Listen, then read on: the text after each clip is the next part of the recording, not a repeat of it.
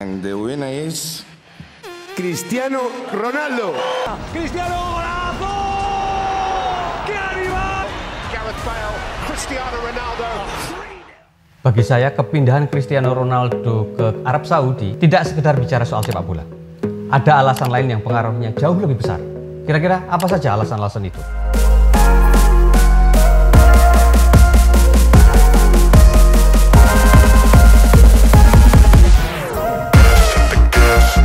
Sejak penghujung tahun 2022 sampai dengan awal tahun 2023, penggemar sepak bola sebenarnya sedikit dikejutkan oleh kepindahan Cristiano Ronaldo ke klub Al Nassr di Arab Saudi. Gajinya sendiri fantastis, lebih dari 3 triliun rupiah per tahun. Di klub ini sendiri, Cristiano Ronaldo kemudian dikontrak selama 2,5 tahun sampai dengan tahun 2025. Jadi sebenarnya angka 3 triliun itu sebenarnya angka yang sangat minimal. Karena bisa jadi di Arab Saudi, Cristiano Ronaldo akan kecipratan rezeki yang lain. Seperti misalnya ia menjadi duta sepak bola bagi Arab Saudi, serta kegiatan promosi-promosi yang lain. Karena ada rumor juga bahwa Arab Saudi ini akan mencalonkan diri menjadi tuan rumah Piala Dunia di tahun 2030. Nah, Ronaldo itu menjadi bagian penting dari promosi untuk menjadikan Arab Saudi sebagai tuan rumah Piala Dunia. Gaji yang fantastis plus bonus yang akan diterima Ronaldo menjadikan ia sebagai pesepak bola paling tajir di dunia saat ini.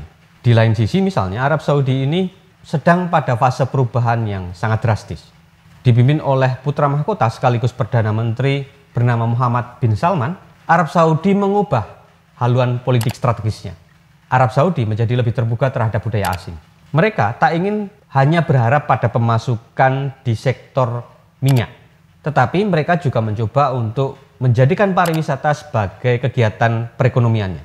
Oleh karena itu, Muhammad bin Salman memimpin pembangunan proyek pariwisata secara besar-besaran di Arab Saudi. Di samping itu, Arab Saudi juga jauh lebih terbuka soal peranan wanita dalam ranah publik. Bicara soal pariwisata tentunya tidak terlepas dari sikap terbuka terhadap orang lain dan budaya orang lain. Artinya, Arab Saudi juga harus menerima perbedaan cara pandang dari negara lain. Nah, kedatangan Ronaldo itu adalah bagian dari ini semua. Arab Saudi sendiri berhasil menyita perhatian publik dalam konteks ini.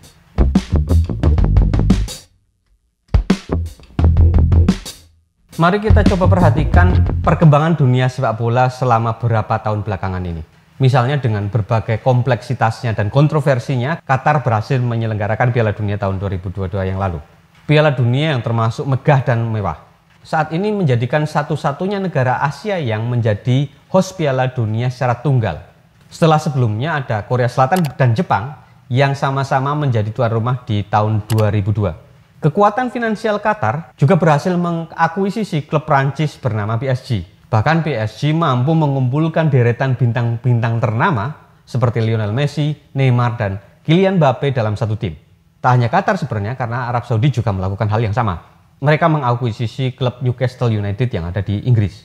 Bahkan ada klausul istimewa terkait dengan pembelian Cristiano Ronaldo ini. Apabila kemudian Newcastle United ini mampu lolos ke Liga Champions, maka Ronaldo bisa dipinjamkan dari Al Nassr, klubnya yang sekarang di Arab Saudi, ke Newcastle United. Klub lain yang juga merasakan sentuhan finansial dari negara Timur Tengah adalah Manchester City. Juga masih ada klub lain di Liga Inggris seperti Everton, Hull City, dan Aston Villa. Kalau di Liga Spanyol ada Malaga dan Almeria. Demikian juga di Bundesliga Jerman. Hanya saja memang kalau di Jerman ini ada aturan yang berlaku, kekuatan finansial yang dimiliki oleh orang non-Jerman itu dibatasi. Jadi ada pengaturan saham maksimal di klub sepak bola di negara Jerman. Mungkin itu menjadi hambatannya.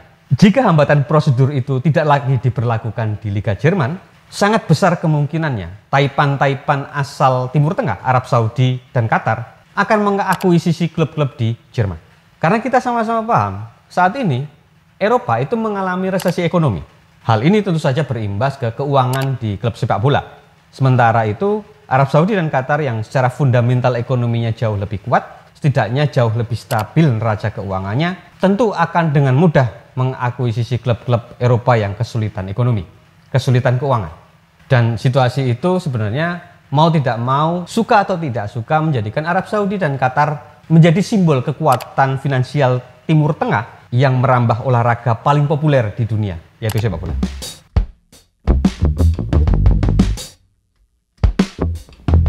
Oke, sekedar komparasi, kita masih ingat bagaimana Korean Pop atau K-pop yang begitu digandrungi anak muda di dunia ini.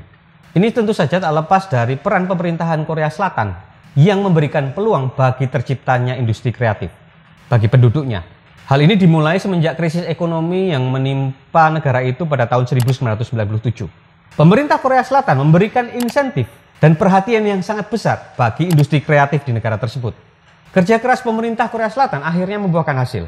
Karena budaya K-pop kemudian menjamur di seluruh dunia, termasuk di Indonesia.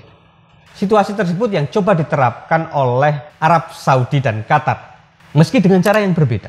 Mereka memilih olahraga yang paling populer di dunia ini, yaitu sepak bola. Dan lantaran kekuatan finansial yang jauh lebih kuat, Arab Saudi dan Qatar memilih cara yang lebih instan, yaitu membeli klub sepak bola. Sebenarnya sepak bola tidak bicara soal olahraga saja, tapi di situ juga ada soal industri dan ada soal budaya. Dan Arab Saudi serta Qatar tidak salah jika menjadikan sepak bola sebagai media untuk menunjukkan kekuatan finansialnya di hadapan negara-negara di Eropa. Pembelian Cristiano Ronaldo yang kemudian digaji sangat tinggi, ini menunjukkan bahwa kekuatan uang itu bisa menaklukkan apapun. Hal yang coba ditunjukkan oleh Arab Saudi dan Qatar yang notabene merupakan negara di Timur Tengah. Ronaldo sendiri sebenarnya masih sangat layak untuk bermain di level tinggi, di Eropa misalnya. Tapi tawaran gaji yang begitu fantastis dan tinggi tentu membuat Ronaldo memilih hijrah ke Arab Saudi. Gaji yang tidak bisa disamai oleh klub-klub yang ada di Eropa. Kalau kita bicara sejarahnya, negara Cina sebenarnya juga melakukan hal yang sama. Bahkan lebih dahulu. Apa yang dilakukan Cina ketika mengakuisisi klub Italia seperti Inter Milan dan AC Milan menjadi buktinya. Belum lagi soal klub lokalnya yang bernama Guangzhou Evergrande, yang juga sempat membeli pemain yang berasal dari Eropa dan Amerika Latin untuk membuat klub itu dikenal banyak orang. Mereka juga menggaji dengan nilai yang fantastis. Hanya saja situasi itu tidak bertahan lama. Akuisisi klub yang dilakukan pengusaha-pengusaha Cina yang didukung oleh pemerintah Cina tidak berumur panjang dan malah terlibat masalah keuangan. Termasuk yang terjadi pada klub Guangzhou Evergrande. Hal ini yang tidak dirasakan oleh klub-klub yang dimiliki oleh Arab Saudi dan Qatar. Seolah mereka ingin menyebarkan pesan kepada dunia bahwa dengan sepak bola mereka bisa menaklukkan Eropa, bahkan dunia. Dan tidak mungkin ke depan kita akan lebih banyak melihat bagaimana kiprah pengusaha-pengusaha yang berasal dari Timur Tengah, terutama dari Arab Saudi dan Qatar, yang akan membeli klub-klub di Eropa. Begitu kawan-kawan perspektif saya untuk melihat bagaimana kepindahan Ronaldo ke Arab Saudi. Jika mau diskusi, jika ada saran, jika ada kritik, silahkan tulis di kolom komentar. Terima kasih sudah menyimak. Sampai jumpa.